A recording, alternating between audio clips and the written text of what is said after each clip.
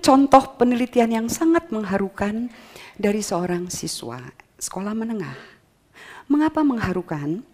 Karena siswa ini mencoba untuk menguji apakah kacang hijau yang kemudian ditaruh di media tertentu, disirami dengan air, ditaruh di bawah sinar matahari, intinya dari kecambah mau jadi toge begitu. Akan tumbuh dari kacang hijau. Itu akan menjadi lebih cepat pertumbuhannya kalau dibacakan Al-Quran, ayat-ayat Al-Quran. Nah, jadi hasilnya positif, betul. Kesimpulannya menarik, hasilnya positif, dibacakan Al-Quran, maka tumbuhnya lebih cepat.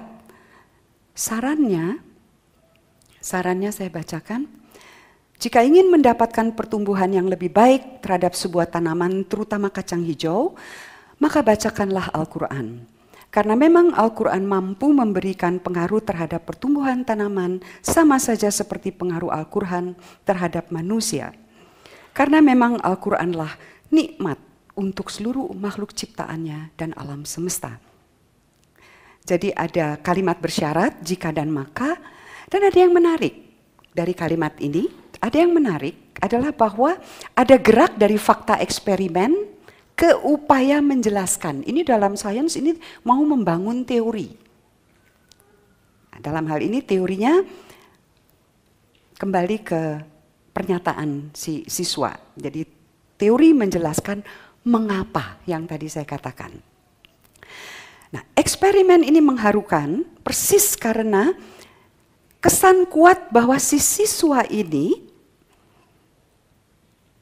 mau melakukan penelitian yang baik secara ilmiah, sekaligus mau menunjukkan yang didorong oleh motivasi yang sangat luhur, kekuatan dari kitab suci.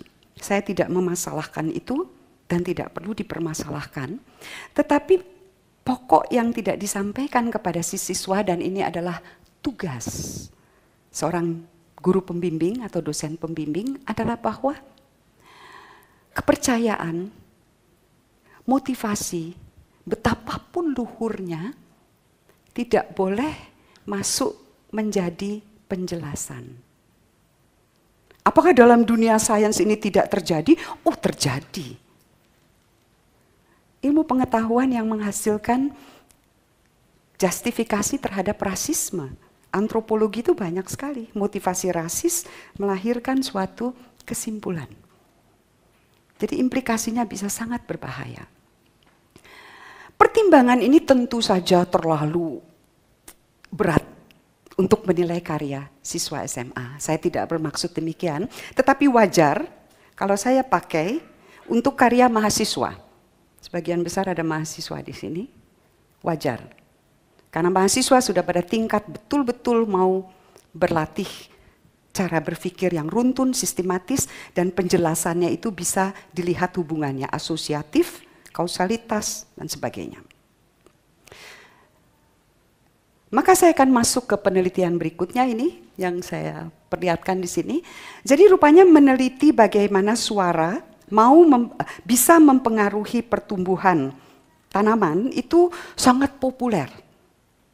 Di banyak tempat di dunia, mulai dari lomba ilmiah remaja sampai lembaga penelitian, itu melakukan itu.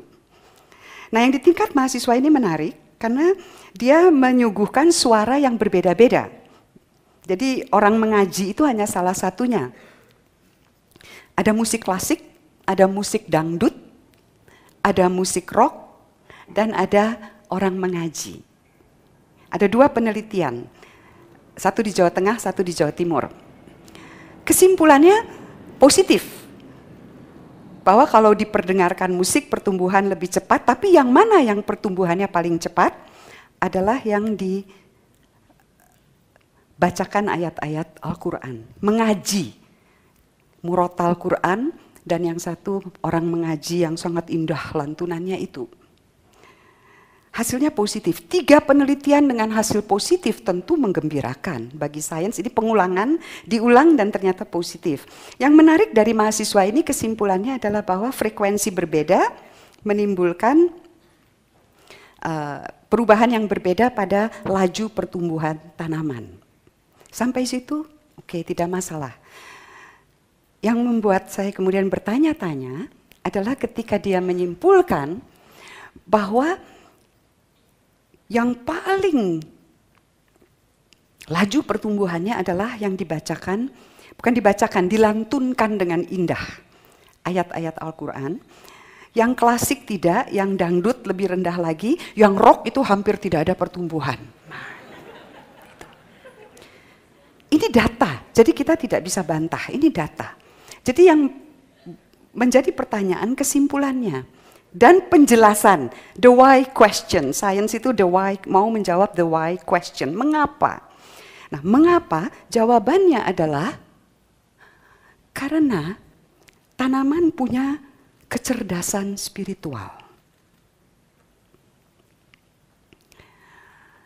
Musik klasik tidak melatih kecerdasan spiritual seperti kitab suci.